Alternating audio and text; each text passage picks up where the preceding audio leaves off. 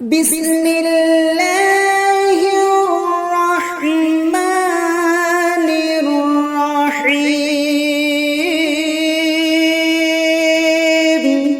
السلام عليكم ورحمة الله وبركاته حمده ونصلي على رسوله الكريم أما بعد أعوذ بالله من الشيطان الرجيم وإن كنتم في ريب مما نزلنا على عبدنا فأتوا بسورة من مثله وادعوا شهداءكم من دون الله إن كنتم صادقين সমস্ত রকমের প্রশংসা কেবলমাত্র আল্লাহ তাবারাক ওয়া তাআলার জন্য, যে আল্লাহ রাব্বুল আলামিন আমাদেরকে ধারাবাহিকভাবে দিন প্রচারের একটি মাধ্যম শিখিয়ে দিয়েছেন এবং সেই মোতাবেক আমরা দিন প্রচার করার কাজেতে নিয়োজিত রয়েছি। আর এই নিয়োজিত থাকার সুযোগ সুবিধা এবং ক্ষমতা যে আল্লাহ রাব্বুল আলামিন দিয়েছেন, এই জন্য আমরা সেই আল্লাহ রাব্বুল আলামিনের প্রশংসা করি, বলি আলহামদুলিল্লাহ।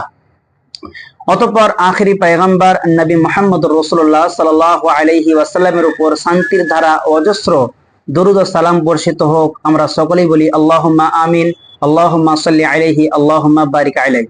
সম্মানিত প্রিয় দর্শক, আজকে আমি আপনাদের সম্মুখে যে আলোচনাটি করতে চলেছি, সেই আলোচনার আলোচ্য বিষয় হচ্ছে কোরআন তেলাওয়াতের ফজিলত অথবা কোরআন তেলাওয়াতের উপকারিতা। আপনি যে কোরআন তেলাওয়াত করেন, এই কোরআন তেলাওয়াত করার মাধ্যমে আপনি কতটা উপকৃত হচ্ছেন, আপনার ফজিলত কতটা বেশি আল্লাহ রাসূল সাল্লাল্লাহু আলাইহি ওয়াসাল্লাম দিয়েছেন, সেই বিষয়টি নিয়ে আলোচনা করব। ইতিপূর্বে আমরা এই কোরআনের সংক্ষিপ্ত পরিচয় নামক একটি বিষয়কে আমরা আপলোড দিয়েছিলাম বা আপলোড করেছিলাম। তার মধ্যে শুধু বলা হয়েছিল যে কোরআনুল কারীমের পরিচয় সংক্ষিপ্ত আকারে, যদি আপনি কোরআনকে প্রশ্ন করেন তার উত্তর কিন্তু কোরআনই দিয়ে দেবে। এই কোরআন পড়ার ফজিলত সম্পর্কে আজকের আলোচনায় আসার পূর্বে আমি একটু আপনাদেরকে বলতে চাচ্ছি এই কোরআন সম্পর্কে কিছু আলোচনা।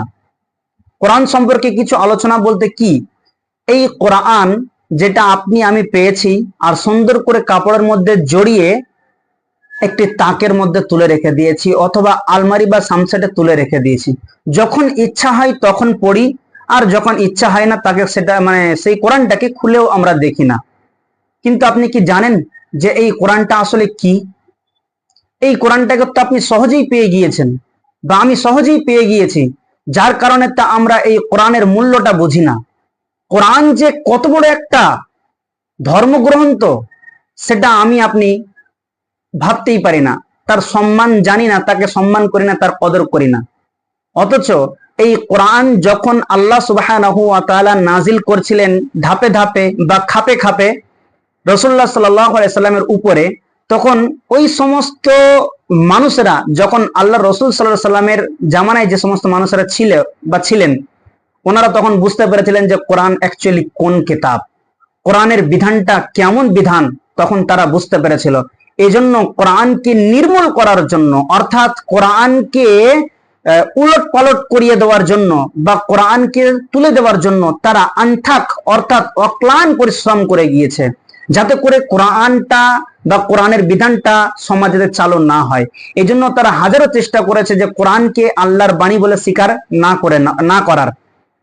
যখনই তারা এই আল্লাহ তাবারাক ওয়া তাআলার এই কিতাবের মধ্যে কোন রকমের সন্দেহের অবকাশ রেখেছে অথবা সন্দেহ করেছে, সঙ্গে সঙ্গে আল্লাহ রাব্বুল আলামিন তাদেরকে চ্যালেঞ্জ ছুড়ে দিয়েছে।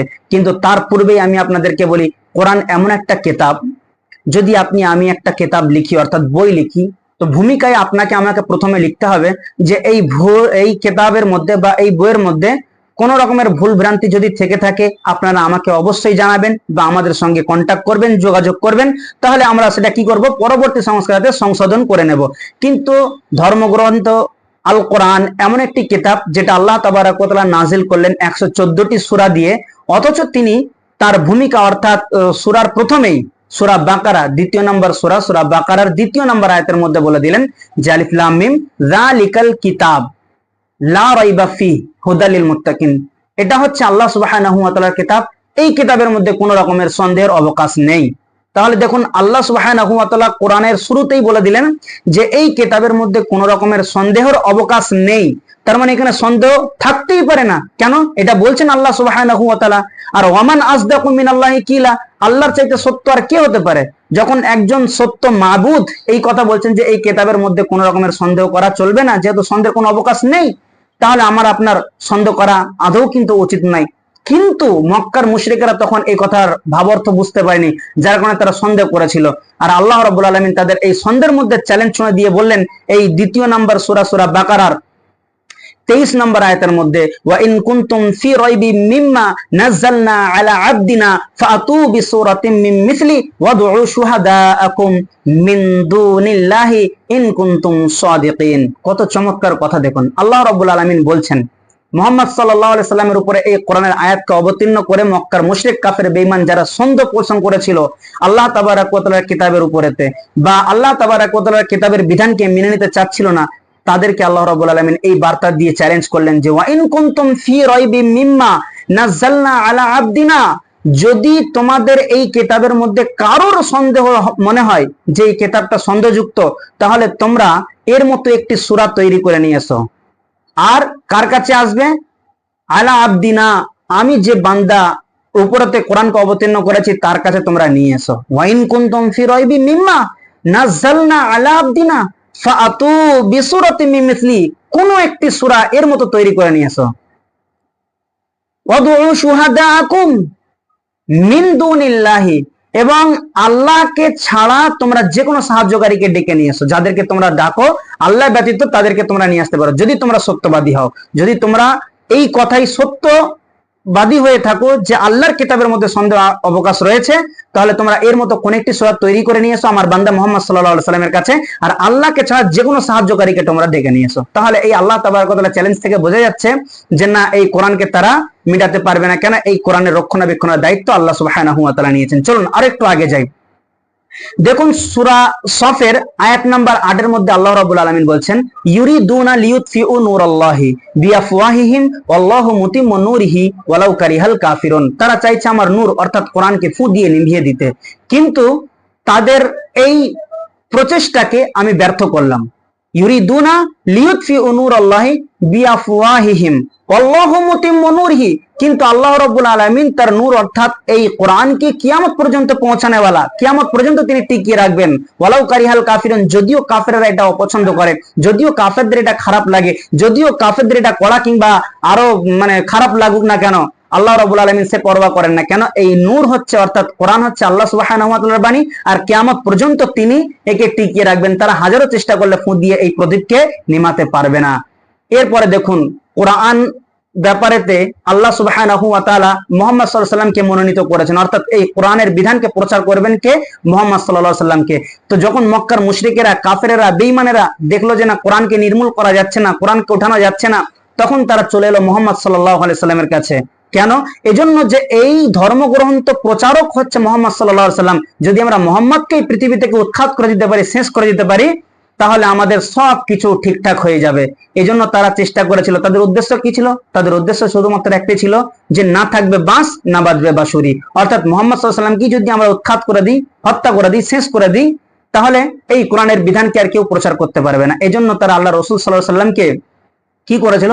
গুহাকে ঘেরাও করে তাকে হত্যা করার চেষ্টা করেছিল, বাড়িকে ঘেরাও করে হত্যা করার চেষ্টা করেছিল, নামাজের মধ্যে দাঁড়িয়ে আল্লাহ রাসূল সাল্লাল্লাহু আলাইহি ওয়াসাল্লাম নামাজ পড়ছেন এমত অবস্থায় তারা অত্যাচার করেছিল তার উপরে। বিভিন্ন রকম ভাবে আল্লাহ রাসূল সাল্লাল্লাহু আলাইহি ওয়াসাল্লামকে শেষ করে দেওয়ার প্রচেষ্টা চালিয়েছিল, কখনো রাস্তা ঘেরাও করে।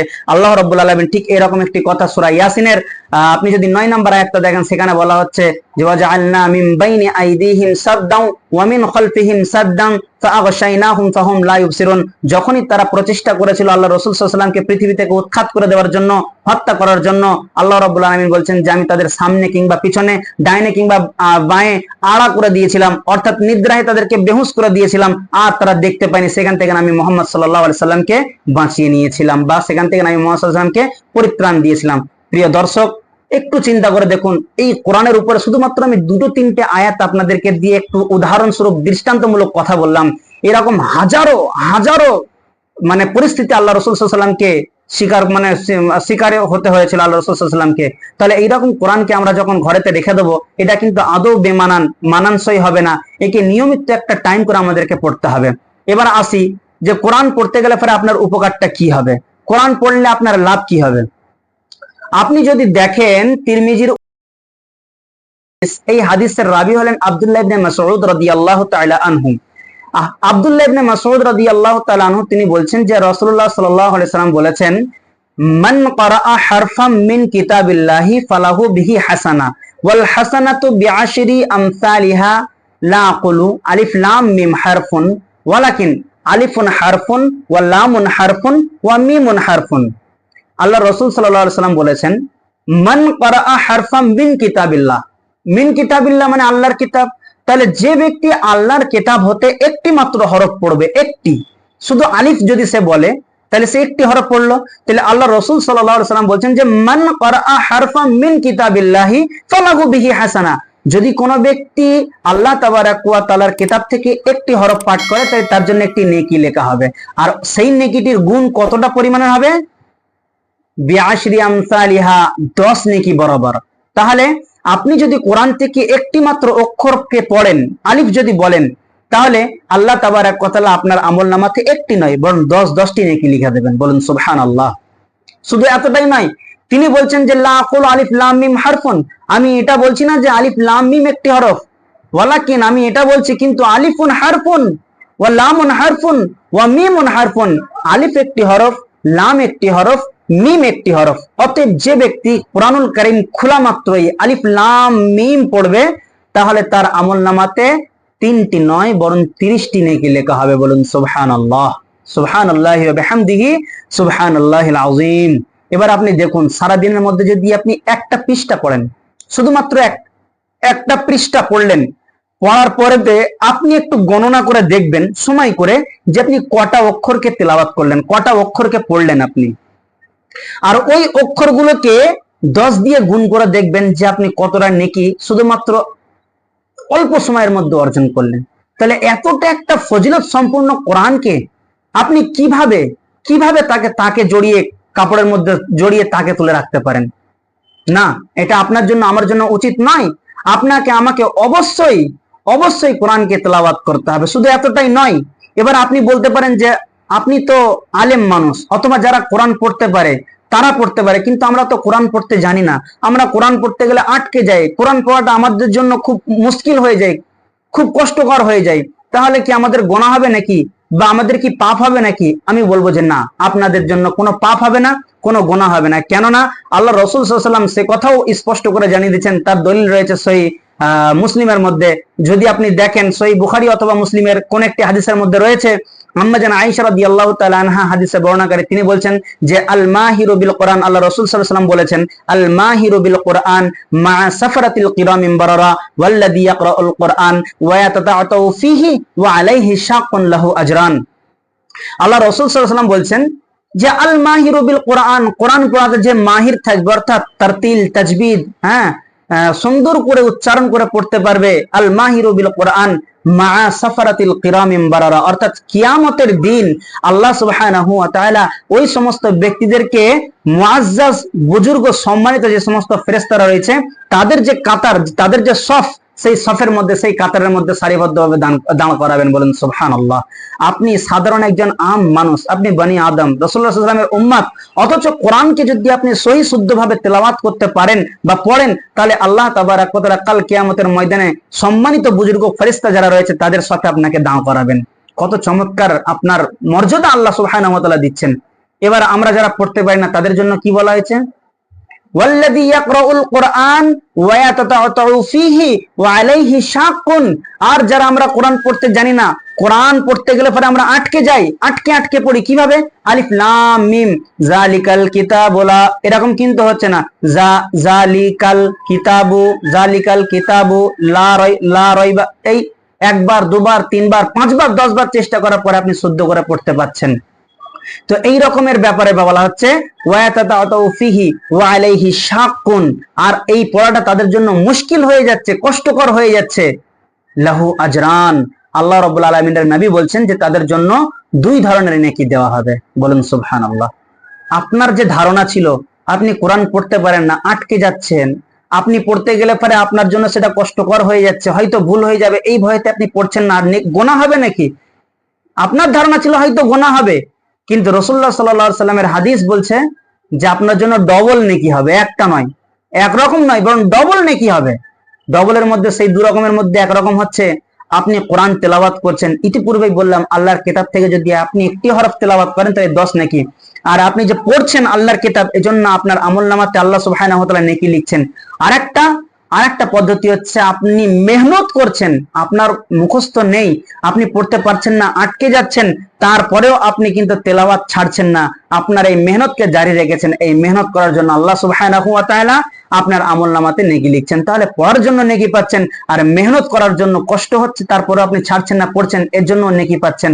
তাহলে বলুন এত গুরুত্বপূর্ণ একটি সম্মানীয় ধর্মগ্রন্থ আল কোরআনকে আমরা কিভাবে তুলে রেখে দিতে পারি। আরো অনেক হাদিস আছে, ইনশাআল্লাহ তৃতীয় পর্বের মধ্যে আলোচনা করব। এটা ছিল দ্বিতীয় পর্ব, এবং তৃতীয় পর্বে আরো চমৎকার চমৎকার হাদিস আনার চেষ্টা করব ইনশাআল্লাহ তাবারাক ওয়া তাআলা, এবং সহিহ ও বিশুদ্ধ হাদিস সেগুলো আপনাদের সামনে উপস্থাপন করব। এবং আল্লাহ সুবহানাহু ওয়া তাআলার কাছে দোয়া করি যে আল্লাহ তাবারাক ওয়া তাআলা এই কোরআন নামক আল কোরআন বা ধর্মগ্রন্থ এটা যেন আমরা নিয়মিতভাবে সহি শুদ্ধ আকারে যেন তেলাওয়াত করতে পারি, সে তৌফিক তুমি আমাদেরকে দান করো, আমিন। এবং যাতে করে আমরা এই কোরআনের বিধান অনুযায়ী আমল করতে পারি, সে তৌফিক তুমি আমাদেরকে দান করো, আমিন। ওয়া আখিরু দাওয়ানা আলহামদুলিল্লাহি রাব্বিল আলামিন। আসসালামু আলাইকুম ওয়া রাহমাতুল্লাহি ওয়া বারাকাতুহু।